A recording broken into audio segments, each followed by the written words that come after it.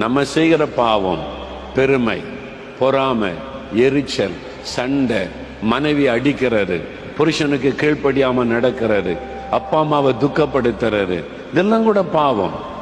அடுத்த ஆளை பற்றி புறங்கூறுவது, அடுத்த ஆளை பற்றி கேவலமா பேசுவது, இதெல்லாம் கூட பாவம்.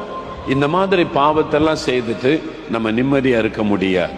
அப்ப இயேசுவே என் பாவத்தை மன்னியும் அப்படி கேட்கணும்.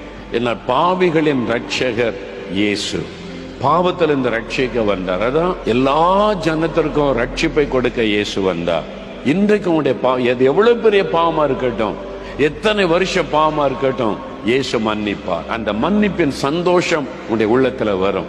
இன்னும் அந்த அனுபவம் உங்களுக்கு பெறாம சிலர் இருக்கிறீங்க, இன்றைக்கு நீங்க பெற்றுக்கொள்ளணும். இயேசுவே, நீர் எனக்கு ரட்சகராக இந்த உலகத்தில் வந்தீர், என் பாவத்தை மன்னித்து ரட்சியும் அப்படின்னு கேளுங்க. பாவத்தை மன்னிச்சிருவார்.